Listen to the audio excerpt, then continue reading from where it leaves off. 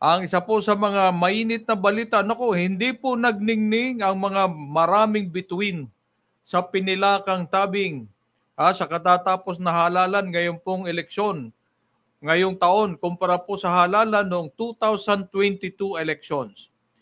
Batay po sa lumalabas na mga datos, nasa 130 personalidad na may koneksyon sa showbiz, media at sports maging sa social media ang tumakbo sa nakalipas na halalan.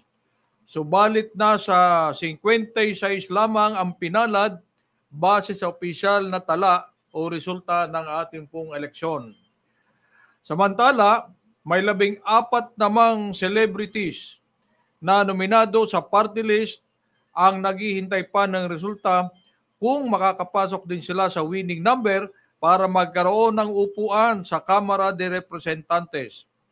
Noong 2022, may 57 celebrity candidates ang nanalo at 46 naman ang nabigo o natalo.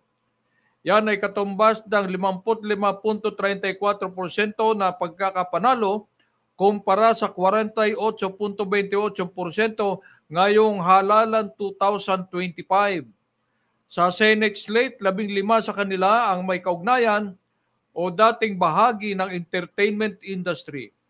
Kasabay o kabilang na dyan, sina Erwin Tulfo, Tito Soto ng Itbulaga, Lito Lapid bilang Leon Guerrero at Pinuno. Si Bam Aquino ay dating TV host, ganon din po si Kiko Pangilinan na asawa naman ni Sharon Cuneta at TV host show Camille Villar.